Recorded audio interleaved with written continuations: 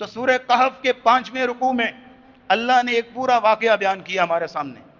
ایک باغ والوں کا قصہ، دو لوگوں کا ڈائلاگ اور مکالمہ 5واں رکوع مکمل سورہ کہف میں ہے. دو دوست تھے، ایک کو اللہ رب العزت نے دنیاوی جاہ و جلال دیا ہوا، مال و دولت سے نوازا ہوا، اور دوسرا بیچارہ عام آدمی تھا اور غریب آدمی تھا. اب ہوا یہ، قصے کو ذرا نوٹ کیجئے گا، مکالمے کے الفاظ پہ ذرا نظریں جمائیے گا. وَاضْرِبْ لَهُمْ مَثَلَ الرَّجُلَيْنِ جَعَلْنَا لِأَحَدِهِمَا جَنَّتَيْنِ مِنْ أَعْنَابٍ. ایک بندہ وہ کہ جس کو اللہ نے 2 باغ دیے ہوئے انگوروں کے. آپ ذرا لوکیشن چیک کیجئے اور باغ کی حیثیت چیک کیجئے، ویلیو چیک کیجئے. جعلنا لأحدهما جنتین من اعناب، 2 باغ انگوروں کے.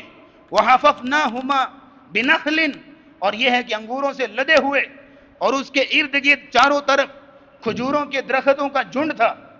بیچ میں انگور ہیں لدے ہوئے اور چاروں طرف کھجوروں کے درختوں کا جھنڈ ہے. وحففناہما بنخل وجعلنا بینہما زرعا، اور دونوں باغوں کے بیچ میں ایک کھیت تھا جہاں سے بھی پیداوار آتی، اناج پیدا ہوتا.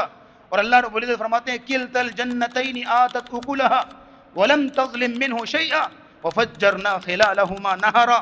وہ باغ اپنے خوب پھل دیتے، خوب اناج پیدا ہوتا، خوب درختوں سے کھجوریں جو اترتی، اور پھر یہ ہے کہ دونوں باغوں کے بیچ میں ایک نہر بھی جاری تھی. اب دیکھیے اس اعتبار سے، اس زمانے کے اعتبار سے کس طرح شان و شوکت ہے اس باغ کی، کیا ویلیو ہے، کیا جاہ و جلال ہے. اب یہ باغ والا شخص اپنے وہ غریب دوست کو پاس بٹھا کے ہر وقت کہتا رہتا، دیکھو انا اکثر منک مالا واعز نفرا، میں زیادہ ہوں تم سے مال میں بھی، واعز نفرا، اور میرے پاس نفری بھی زیادہ ہے، میرا رکھ رکھاؤ ہے.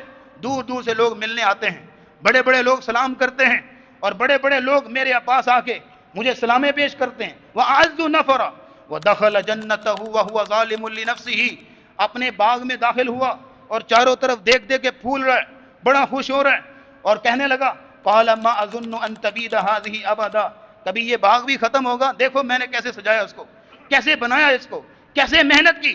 لیکن جو غریب آدمی تھا وہ مومن، جو غریب آدمی تھا وہ مومن سمجھدار اللہ والا. اس نے کہا اکفرت بالذی خلقک من تراب، کیا تو اس رب سے کفر کر رہا ہے کہ جس رب نے تمہیں مٹی سے بنایا.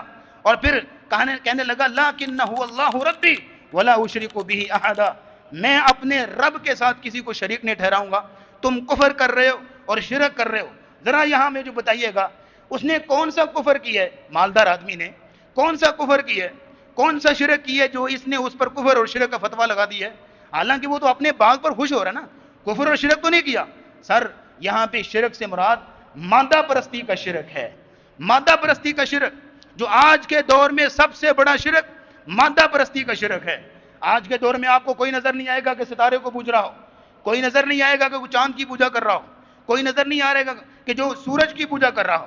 آج کے دور کا سب سے بڑا شرک اگر کوئی ہے تو مادہ پرستی کا شرک ہے، کہ میری فلاں ڈیزائن کی گاڑی ہونی چاہیے، فلاں جگہ پہ میری کوٹھی ہونی چاہیے، اور یہ جاہ و جلال ہو، فلاں برانڈ کا موبائل ہونا چاہیے، فلاں یہ چیز، فلاں وہ چیز. سارا مٹیریلزم اور مادہ پرستی کا دور ہے. اس نے کہا تم نے شرک کیا اور کفر کیا.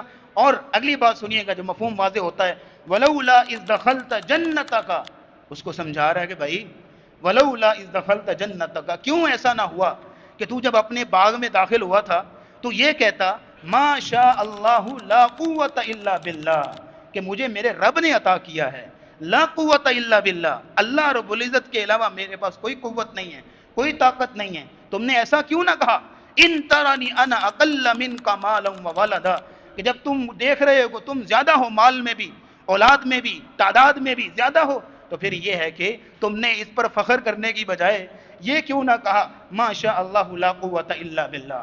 یہاں یہ بات ہمیں سمجھ میں آتی ہے، یہاں یہ بات سمجھ میں آتی ہے کہ اگر کبھی بیٹھے بیٹھے خود پسندی اور خود نمائی یا اس طرح کی کوئی سوچ پیدا ہو تو کیا پڑھنا چاہیے؟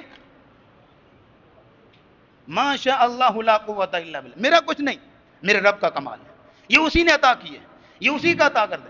یہ سوچ پیدا ہوتی ہے بیٹھے بیٹھے جب انسان اپنے آفس میں بیٹھ کے 4-5 لوگوں کو اپنے ارد گرد اپنے حکم کا پابند دیکھتا ہے نا، تو یہ بڑائی پیدا ہوتی ہے.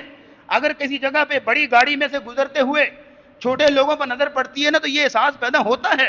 اگر کسی جگہ پہ اللہ نے سہولیات سے نوازا ہوا ہے تو وہاں گھر بیٹھے بیٹھے جو ہے یہ سوچ پیدا ہوتی ہے کہ کبھی میں ایسے ہوتا تھا، کبھی ایسے ہوتا تھا، آج میرے پاس یہ ہے وہ ہے، تو فوراً یہ الفاظ ہوں میرا کوئی کمال نہیں ہے، یہ میرے رب کی عطا ہے. ما شاء اللہ لا قوت الا باللہ.